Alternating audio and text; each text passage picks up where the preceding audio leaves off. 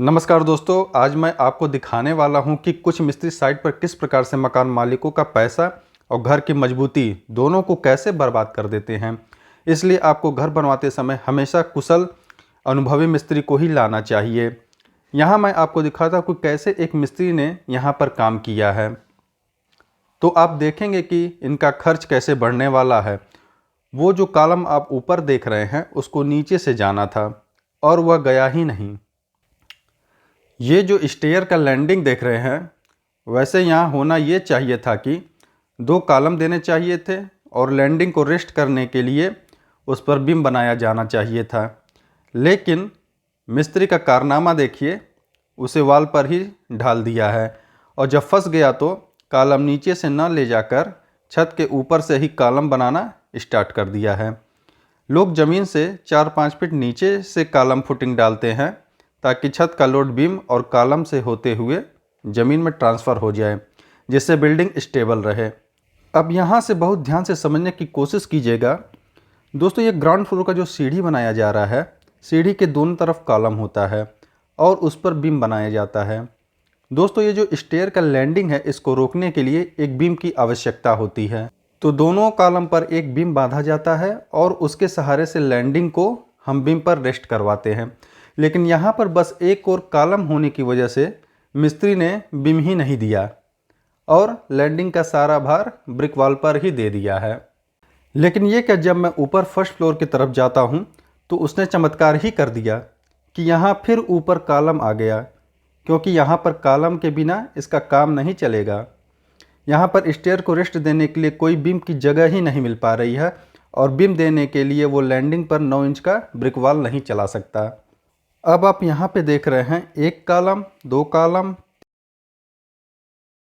3 column, 4 column. इसको याद कर लीजिए कि सीढ़ी के चारों कोनों पर कॉलम जरूर देना है ताकि लैंडिंग को उस पर रेस्ट कर सकें। तो आप देख सकते हैं कि सीढ़ी के दोनों साइड बीम होता है जिस पर सीढ़ी रेस्ट कर सके और जो लोड को कॉलम पर ट्रांसफ़र कर देता है। अब आगे देखिए, मिस्त्री का काम था यहाँ से बचकर निकलना। उसने अपने बचाव के लिए क्या किया है दोस्तों, फिर से एक फॉल्स बीम ढाल दिया है। आपको पता होगा, नीचे ब्रिक वर्क पर सीढ़ी को होल्ड कर दिया था, लेकिन यहाँ पर फंस गया कि यहाँ ब्रिक वर्क का जगह तो है ही नहीं, यहाँ पर इसको बीम देना ही पड़ेगा। अब ये वाला जो फ्लाइट जाएगा, इसको कहीं ना कहीं तो रेस्ट करना पड़ेगा। उसके लिए बीम की आवश्यकता होगी, हवा में तो रहेगा नहीं। उसके लिए क्या किया इसने, फॉल्स कॉलम कॉर्नर पर देने का फैसला किया। आप देख रहे हैं, जब छत ढलाई हो रहा था तब भी यहाँ कॉलम नहीं दिया। अब छत ढलने के बाद लटक बीम भी ढला गया है। अब उसको ढलने के बाद याद आया कि भैया यहाँ तो हम बीम दिए ही नहीं, कॉलम दिए ही नहीं, तो सीढ़ी हम कहाँ रेस्ट करेंगे। अब आप देखेंगे कि छत ढलने के बाद फिर एक फॉल्स बीम दिया है। वह बीम के ऊपर बीम ढाले जा रहा है और छत का लोड बढ़ा रहा है, क्योंकि पैसा और मकान की मजबूती तो मकान मालिक का बर्बाद हो रहा है। मिस्त्री के लिए तो अच्छा ही है, उसका दिहाड़ी बन रहा है।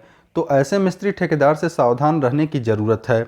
देखिए, बीम के ऊपर बीम कैसे, labour cost, material, false beam, ये सब किसका नुकसान है? ये मकान मालिक का नुकसान है। आप देख रहे हैं, जितना ये बीम और कॉलम का लेंथ है उतने में तो नीचे से हम कॉलम ऊपर लेते आए होते हैं।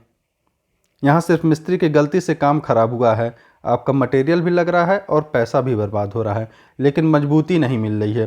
तो दोस्तों, ऐसे मिस्त्री ठेकेदारों से बच कर रहें। अपने घर में हो रहे काम को ध्यान से देखें और अगर आप नहीं देख पा रहे हैं तो आप किसी सिविल इंजीनियर से अपना साइट विजिट ले सकते हैं, जो आपके कार्य को अपने सुपरविजन में करवाएगा।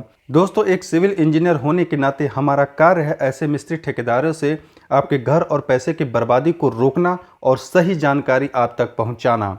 तो दोस्तों, वीडियो पूरा देखने के लिए धन्यवाद। आपको ऐसे ही इंटरेस्टिंग जानकारी देता रहूँगा, लेकिन इसके लिए आप चैनल को सब्सक्राइब कर लीजिए और हाँ, बेल आइकन ज़रूर दबाइए कि ऐसी जानकारी का नोटिफिकेशन आपको तुरंत मिल जाए। तो दोस्तों, वीडियो पूरा देखने के लिए धन्यवाद। Have a nice day.